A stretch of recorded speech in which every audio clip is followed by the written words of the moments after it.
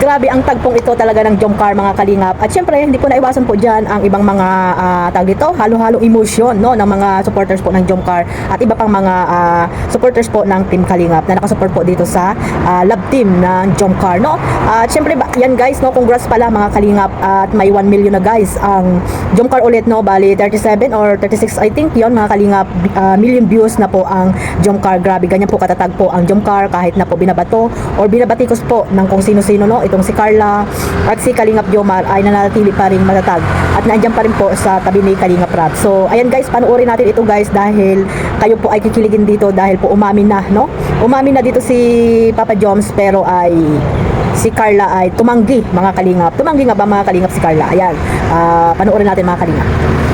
Akin po, ano kasi, ayoko yung sobrang sinuso. Sinuso pa naman. Sinuso pa naman. Sinuso pa naman. Siyempre po, pag sobrang sinuso ka, dami pong Bawal. mga bagay na, ano po, yung di mo dapat masasabi mo. Kasi, Nanay Cynthia, pinapangako ko naman po na wala pong magiging rason po si Carla para habulin ako ng itak po. Hindi po ako magloloko. Tapos kay tatay, saan po kayo natakbo pag hinahabol ko ng itak? Sabay na kayo. Sabi na rin ba ako sa inyo tayo? Pero hindi naman po, this is okay. situationship. Situationship? Ano yun? Iba ng mga college nun. Ang dami ng term. Ano ba Ano situationship? yung bang situationship? Hindi ko alam yung bang po. Basta kami nung araw, wala nang ginagamit na Oo, ganun. ibang ganun araw. Kami nung araw kasi pag pumunta ka sa harapan ng nanay, tatay, yun na yun, nagpapaalam na. Kayo na. Wala, tanan agad pag ano. Pero joke lang po. Situationship bro? Parang ano? Parang inilagay na yun siguro sa maayos. Pang Gen Z yan ay. GNC nga bro. Siguro parang downward toward situation. Sitwasyon? Sa sitwasyon bro. So, Depende sa sitwasyon. siguro dito kasi andito sila nanay tatay. Hindi. Sa diet kami.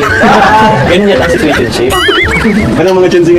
Guys no, yun nga nagsabi ang nanay ni Carla na mayroon siyang ayaw sa isang lalaki no, yung sobrang siluso mga kalingap. At dahil nga sa pagiging sobrang siluso nga guys ay makakapanakit ka na ng babae no.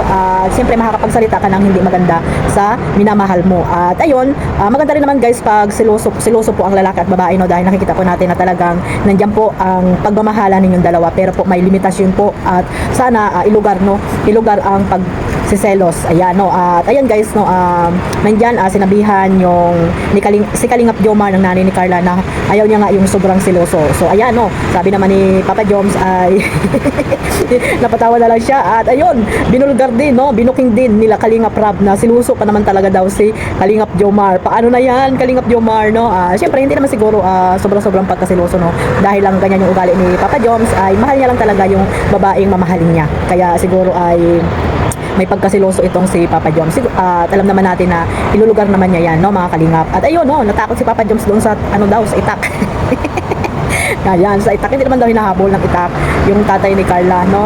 Umaalis lang daw ito para hindi na humaba po yung pagtatalo nila. Yan pa ang maganda, no. Hindi na po tawag dito sasalungatin yung babae, yung nanay ni Carla. Pag nag-aaway siguro sila, umaalis na lang para po matahimik na, di ba? At pagbalik niya ay okay na sila. So ayan, may mga tips na si Papa Joms na nakuha dito sa nanay at tatay ni Carla. At ayun, no, at nagulat din ang lahat guys sa sinabi ni Carla na situationship mga kalingap. At napakarami po ang nagulat dyan sa sinabi niya na yan mga kalingap. So kung ano man yan guys, ayan, supportahan na lang natin sila. At nakita naman natin guys yung IG na pinost doon ni Carla, no. Nagpapasalamat siya sa kanyang mahal dahil binigyan po siya ng tawag dito, chicken joy ata yun, chicken joy na may Big's double salad pa mga kalingap. Ayan. At sino pa ba yung mahal ni Carla? Siyempre alam na natin yan, si Kalingap Jomar. Hindi na maikakaila, di ba mga kalingap? So ayan, siguro nahiya lang si Carla, di ba, sa umamin doon sa harap mismo ng kanyang mga magulang.